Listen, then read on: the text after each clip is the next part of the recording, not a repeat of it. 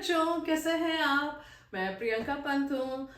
Hope आप लोगों की बोर्ड की प्रिपरेशन बहुत अच्छी चल रही होगी और जो वीडियोस हैं मेरे उनसे आपको बहुत हेल्प मिल रही होगी। और अब आप लाइट के numericals, refractive index, power and displacement reaction, double displacement reaction, redox reaction, ये सारी चीज़ें करने में आपको कोई भी डिफिकल्टी नहीं आ रही होगी। तो चलिए अब उसी सीरीज में हम अब चलते हैं इलेक्ट्रिसिटी के लिए के ओर। तो अगर हम इलेक्ट्रिसिटी की बात करेंगे तो छोटी छोटी चीज़ें पहले हम उसमें समझ लेते हैं। इलेक्ट्रिसिटी समझना बहुत आसान हो जाएगा। अब मेरी फिर से ये कोशिश होगी कि इलेक्ट्रिसिटी के टफ टर्म्स भी आपको बहुत इजी तरीके से समझ में आ जाए। जैसे रिफ्रैक्टिव इंडेक्स, अब आपको बिल्कुल क्लियर है कि ट्रैफिक इज रिफ्रैक्टिव इंडेक्स। ज़्यादा ट्रैफिक तो क्या होगा, लाइट की स्पीड कम हो जाएगी क्योंकि ज़्यादा ट्रैफिक में कार धीमे चलती हैं। देखा, तो अभी भी हमको रटा हुआ है। तो ऐसी कुछ एनालॉजी देंगे जिसके थ्रू आपके ये इलेक्ट्रिसिटी के कॉन्सेप्ट्स भी बहुत अच्छे हो जाएंगे। तो चलिए पहले छोटी छोटी बातों की बात करते हैं कि इलेक्ट्रिसिटी क्या होता है। इलेक्ट्रिसिटी एक सोर्स ऑफ एनर्जी है जो हमारे घर में आती है। लाइक मैं अभी भी अगर ये वीडियो बना रही हूँ तो मैं इलेक्ट्रिसिटी को यूज़ कर रही हूँ। मेरे पीछे लाइट है, मेरे सामने लाइट है, ठीक है। तो उसके बिना तो हम नहीं कर सकते हैं, ठीक है। तो इलेक्ट्रिसिटी है एक सोर्स ऑफ लाइट और उस सोर्स ऑफ लाइट के लिए हमें चाहिए होते हैं इलेक्ट्रिक चार्ज। तो पहले समझते हैं कि इलेक्ट्रिक चार्ज क्या होता है, ठीक है।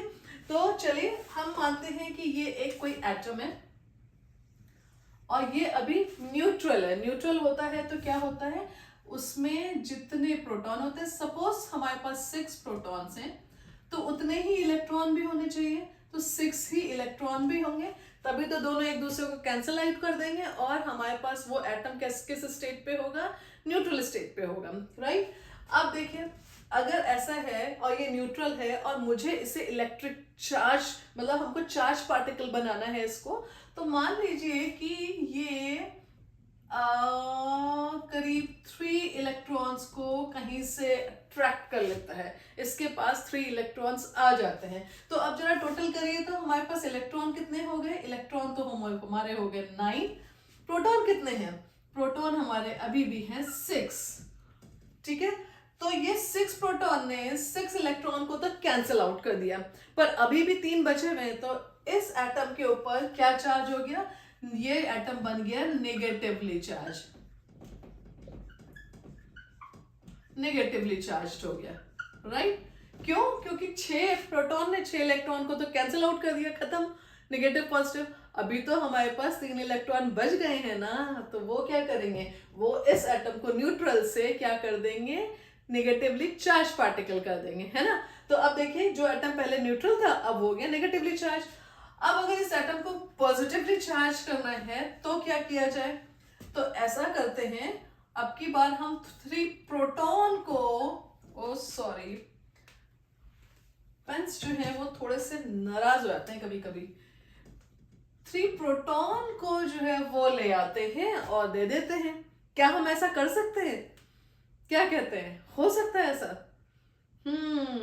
बिल्कुल गलत। प्रोटॉन कहां से आएंगे चल के, प्रोटॉन तो न्यूक्लियस के अंदर है, ठीक है। ये न्यूक्लियस के अंदर है प्रोटॉन, ठीक है। तो प्रोटॉन कहीं जाएंगे नहीं, प्रोटॉन कहीं से आएंगे नहीं। प्रोटॉन तो वो बच्चे हैं जो पढ़ना लिखना लास्ट मोमेंट में शुरू करते हैं कि अब फरवरी में एग्जाम है तो हम नवंबर दिसंबर से ही पढ़ेंगे। तो ऐसे बच्चों को मम्मियाँ कर करती है, जब पढ़ने बैठते तो बंद कर देती है, बैठो चुपचाप पढ़ो। बाहर घूमने के लिए वही बच्चे मिलते हैं जो अपना शुरू से पढ़ रहे हैं ढंग से, है ना। तो क्या होता है, अब देखिए अगर मुझे इसको पॉजिटिवली चार्ज करना है तो प्रोटॉन तो न्यूक्लियस के अंदर बंद है, वो मूव नहीं कर सकता, ठीक है। तो क्या होता है, अब इसमें से मैं अगर 3 इलेक्ट्रॉन को डोनेट कर दूं कहीं, ठीक है, मान लीजिए 3 इलेक्ट्रॉन इसमें से निकल के कहीं और किसी और चीज में चले जा रहे हैं, डोनेट हो जा रहे हैं, ठीक है। तो क्या होगा, अब देखिए हमारे पास 3 इलेक्ट्रॉन ही बचे, पर प्रोटॉन कितने हैं, 6 प्रोटॉन है, ठीक है। तो ये 3 इलेक्ट्रॉन ने यहाँ के 3 प्रोटॉन्स को तो कैंसिल आउट कर दिया। कितना बच गया, अभी भी 3 प्रोटॉन हमारे पास बचे हुए हैं। तो अब ये एटम कैसा हो गया, पॉजिटिवली चार्ज हो गया, पॉजिटिवली चार्ज, ठीक है, तो जब पॉजिटिवली चार्ज करना है तो क्या होगा, इलेक्ट्रॉन्स का डोनेशन होगा। केमिस्ट्री वाले वीडियो में हमने बात करी थी ना कि डोनेट करना बहुत अच्छी बात होगी, पॉजिटिव करेक्टर होता है। तो जब डोनेट हो जाते हैं इलेक्ट्रॉन तो पॉजिटिवली चार्ज पार्टिकल बन जाता है, और जब एक्सेप्ट होते हैं, उन्होंने मांगा जाए 3 दे दो 3 दे दो, वो थोड़ा सा नेगेटिव करेक्टर हो गया, मांगना अच्छी बात नहीं कही जाती है। तो जब लेते हैं तो क्या होता है, वो नेगेटिवली चार्ज पार्टिकल बन जाते हैं, क्योंकि एक नेगेटिव करेक्टर है। कितना सिंपल याद करना, आपका डोनेशन बहुत अच्छी बात है, एक पॉजिटिव करेक्टर है, पॉजिटिवली चार्ज हो गया एटम। तो ये तो हुई बात इलेक्ट्रिक चार्जेस की, ठीक है। अब देखिए होता क्या है, इलेक्ट्रिक चार्जेस करते क्या है, आप इस चीज को घर पे खुद भी कर सकते हैं। हम बचपन में बहुत किया करते थे, छोटे छोटे से पेपर के पीसेस करते थे और कॉम को लेते थे और सर पे रगड़ते थे ऐसे, या कई बार वो जो प्लास्टिक की स्केल्स आती थी उनको ऐसे सर पे जोर जोर से थोड़ी देर तक रगड़ते थे। तो उससे क्या होता था कि अभी जो प्लास्टिक की स्केल है या कॉम है वो क्या है, न्यूट्रल है, हमने उसको रगड़ा नहीं, रब नहीं किया, अभी वो बिल्कुल न्यूट्रल है। पर जैसे ही रब करते हैं तो हेयर में जो इलेक्ट्रॉन होते हैं वो लूजली पैक्ड होते हैं, वो निकल के बालों से कहाँ चले जाते हैं, प्लास्टिक की स्केल में या कॉम में चले जाते हैं। अब कॉम जो पहले, अब देखिए इलेक्ट्रॉन बालों ने डोनेट किया और वो किसने ले लिया, वो एक्सेप्ट कर लिया, या तो या तो कॉम ने या प्लास्टिक की स्केल ने। तो अब चूंकि उन्होंने लिया है ना इलेक्ट्रॉन को, तो क्या हो गए, नेगेटिवली चार्ज हो गए, राइट, या हम कह सकते हैं इलेक्ट्रिक चार्ज हो गए। अब जैसे ही ये कॉम को, मान लीजिए ये हमारी कॉम है, मेरी ड्राइंग थोड़ी सी मान लीजिए मेरी कॉम है और ये छोटे छोटे से टुकड़े हैं पेपर के। अब जैसे ही मैं इस चार्ज्ड कॉम को इस पेपर के पास लाती हूं, तो पेपर क्या है, पेपर मैटर है, मैटर का टुकड़ा है, ठीक है ना। तो क्या होगा, अब इसमें तो ये तो नेगेटिवली चार्ज हो गया, ठीक है। तो नेगेटिवली चार्ज पेपर जो है यहाँ से नेगेटिव चार्जेस को नीचे कर देता है और पॉजिटिव ऊपर आ जाते हैं, ठीक है, पेपर से। तो अब क्या होता है, ये अट्रैक्ट हो जाते हैं, ये अट्रैक्ट हो जाते हैं और सारे के सारे छोटे छोटे पीसेस ऑफ पेपर जो है वो जाके चिपक जाते हैं कॉम में। होता है ना ऐसा, हमने तो बचपन में बहुत बार किया था, ये बहुत करते थे स्कूल में बैठे बैठे भी। अगर आपने नहीं किया है तो उसको करके देखिएगा, कंघी को या एक प्लास्टिक की कोई स्केल को सर पे रब करिएगा और उसको छोटे छोटे टुकड़े करिएगा पेपर के, उसके पास लाके देखिएगा, फट से वो चिपक जाएंगे, अट्रैक्शन फोर्स आ जाएगा, ठीक है। तो ये क्यों डेवलप हुआ, क्योंकि अब जो है ये कॉम जो है वो चार्ज पार्टिकल बन गई थी, तो उसने अब ये भी चार्ज हो गया, ये भी चार्ज हो गया, उसने इसको अट्रैक्ट कर लिया अपने पार्टिकल्स को सारे पेपर के, ठीक है ना। तो ये तो बात हुई हमारी इलेक्ट्रिक चार्जेस की। तो इलेक्ट्रिक चार्जेस किस तरह के होते हैं, 2 तरह के होते हैं, एक तो पॉजिटिवली चार्ज पार्टिकल होता है चार्ज्ड, और एक नेगेटिवली चार्ज होता है, नेगेटिव चार्जेस होते हैं। 2 तरह के चार्ज हो गए हमारे पास, electric positive charges and negative charges, right. अब देखिए तीसरी चीज समझिए कि जो इंसुलेटर और कंडक्टर्स क्या होते हैं। इंसुलेटर के अंदर कोई भी फ्री इलेक्ट्रॉन, क्योंकि जब इलेक्ट्रॉन मूव करता है, इलेक्ट्रॉन का मूवमेंट ही हमें चार्जेस देता है, ही हमें इलेक्ट्रिसिटी देता है, राइट। तो अगर इलेक्ट्रॉन है ही नहीं फ्री तो मूव कैसे करेगा, मूव तो वहीं पे करेगा ना जिन चीजों के अंदर इलेक्ट्रॉन फ्री होगा, और जहां फ्री इलेक्ट्रॉन है ही नहीं तो फिर मूवमेंट कैसे होगा। तो इंसुलेटर क्या होते हैं, इंसुलेटर के अंदर फ्री इलेक्ट्रॉन नहीं होता, इंसुलेटर जो मटेरियल होता है उसके अंदर कोई भी फ्री इलेक्ट्रॉन नहीं होते, न्यूक्लियस से टाइटली पैक्ड होते हैं, ऐसे फ्री नहीं होते कि जो घूम जाओ। मतलब ऐसा समझते हैं कि इंसुलेटर में के अंदर जो बच्चे होते हैं ना, इलेक्ट्रॉन को बच्चे मान लीजिए, वो सारे ऐसे होते हैं कि लास्ट मोमेंट में पढ़ते हैं। तो किसी की भी मम्मी जो न्यूक्लियस में बैठी हुई है उनको इतना फ्री छोड़ती नहीं कि जाओ तुम घूम घाम के आओ, बढ़ा के पढ़ाती है, ठीक है। तो कोई भी फ्री इलेक्ट्रॉन ना होने की वजह से इलेक्ट्रिसिटी इंसुलेटर्स में तो पास होगी ही नहीं, ठीक है। तो वो इलेक्ट्रिसिटी को नहीं पास कर पाते। पर जो कंडक्टर्स होते हैं ना उनमें फ्री इलेक्ट्रॉन्स होते हैं, तो वो क्या करते हैं, इन फ्री इलेक्ट्रॉन्स के थ्रू इलेक्ट्रिसिटी पास कर लेते हैं अपने में से, ठीक है। इसलिए वो कंडक्टर कहलाते हैं, कंडक्ट करते हैं पास करते हैं अपने में से, ठीक है। अब यहाँ पे भी दो कॉन्सेप्ट आते हैं, एक स्टैटिक इलेक्ट्रिसिटी होती है, एक करंट इलेक्ट्रिसिटी होती है। तो स्टैटिक इलेक्ट्रिसिटी क्या होती है?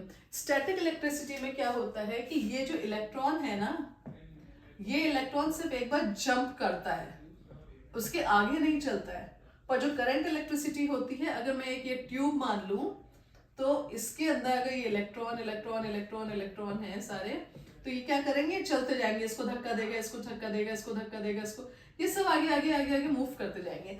तो ये हो गई करंट इलेक्ट्रिसिटी, क्योंकि करंट बना हुआ है, फ्लो बना हुआ है, एयर करंट, वाटर करंट, ठीक है, बह रहा है, तब हम कहते हैं करंट। रुके हुए पानी को तो हम नहीं कहते ना करंट।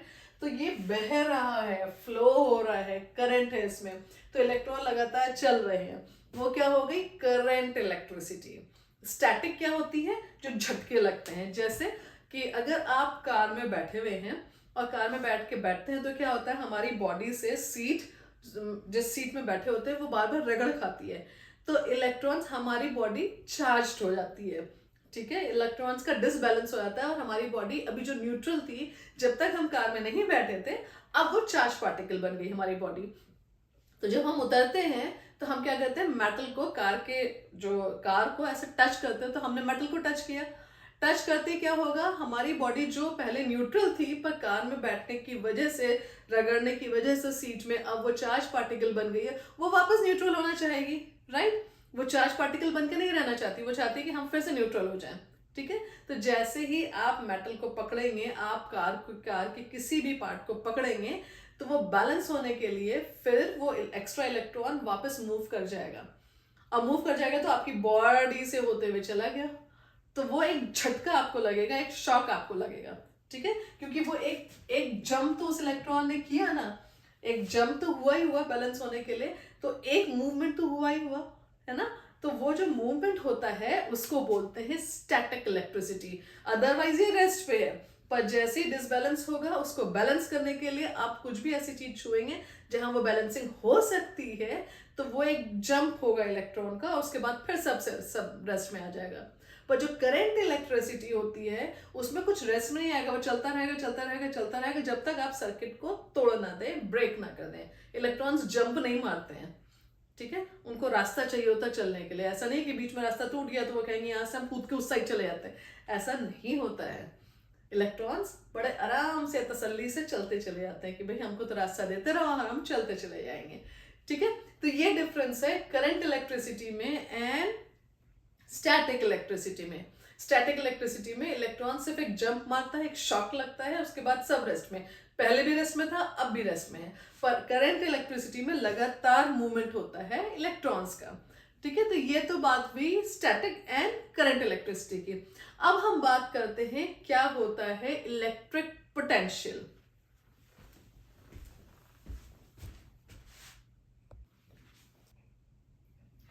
तो चलिए अब हम बात करते हैं इलेक्ट्रिक पोटेंशियल क्या होता है, ठीक है। एक एनालॉजी से इसको समझते हैं कि सपोज ये आपका घर है, ये आप हैं कुछ x, ठीक है, ये आपका फ्रेंड का घर है y, ठीक है।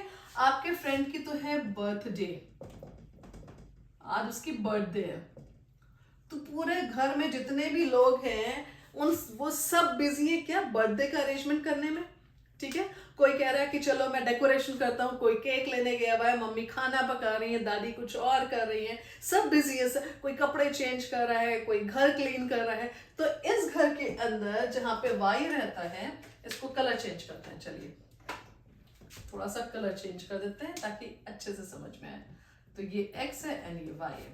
तो जहां पे y रहता है वहां पे सिंस बर्थडे है y की, एक्सक्यूज मी, तो y की बर्थडे है, तो क्या हो रहा है कि x जो y के घर में सब जने जितने भी लोग हैं घर के अंदर, वो सब बिजी हैं किसमें, कुछ ना कुछ एक्टिविटी में, क्योंकि y का बर्थडे है, कोई क्लीनिंग, कोई डेकोरेशन, एक्सेट्रा एक्सेट्रा, सब कुछ कर रहा है, ठीक है। तो हम ऐसा मान लेते हैं कि अच्छा इन्फिनिटी, इलेक्ट्रिक फील्ड के लिए इन्फिनिटी क्या होगी, जैसे हमने लाइट में पढ़ा था कि लाइट के टर्म्स में अगर हम इन्फिनिटी बोलेंगे तो वो एरिया जहां पे हम देख नहीं सकते हैं, तो इलेक्ट्रिक फील्ड के लिए अगर हम इन्फिनिटी बोलेंगे तो वो एरिया जहां पे करंट का झटका नहीं लगता है, ठीक है। तो जहां पे आप झटका नहीं महसूस करते वो इन्फिनिटी हो गया, ठीक है। तो हम ये मान लेते हैं कि जो एक्स का घर है वो इन्फिनिटी है, क्योंकि यहाँ पे एक्स के घर में वाई के बर्थडे का कोई असर नहीं है। कोई नहीं कुकिंग कर रहा है, कोई नहीं केक ला रहा है, कोई नहीं डेकोरेशन कर रहा है, कोई नहीं अपना ड्रेसअप हो रहा है, कुछ नहीं हो रहा है, कोई नहीं सीट्स वगैरह सब अरेंज कर रहा है, कुछ नहीं हो रहा है। जैसा था घर वैसे ही चल रहा है, सिवाय इसके कि एक्स बहुत एक्साइटेड है कि उसको जाना है वाई की बर्थडे में। इसके अलावा कुछ नहीं हो रहा है, सब as it is as usual चल रहा है, ठीक है। तो ये क्या हो गया, ये तो हो गई हमारी इन्फिनिटी, ठीक है। ये क्या है हमारी इन्फिनिटी। और ये क्या बन गया हमारा इलेक्ट्रिक फील्ड, ठीक है, हमारे एनालॉजी के अकॉर्डिंग। तो ये हो गई हमारी इन्फिनिटी, ये हो गया हमारा इलेक्ट्रिक फील्ड, क्योंकि यहाँ पे सब जने कुछ ना कुछ उस बर्थडे के लिए करने में बिजी हैं, ठीक है। अब क्या होता है, अगर एक्स अपने घर से इन्फिनिटी से चल के यहाँ इलेक्ट्रिक फील्ड के अंदर किसी पॉइंट पे आता है, किसी उनके मेन गेट पे। अब ये समझ लीजिए हमारा कोई पॉइंट है मेन गेट, ठीक है, ये हमारा एक पॉइंट है, ठीक है। तो एक्स क्या कर रहा है, अपने घर से वर्क डन कर रहा है और चल के कहाँ पे आ रहा है, इलेक्ट्रिक फील्ड के अंदर उस पॉइंट पे, उसके गेट पे।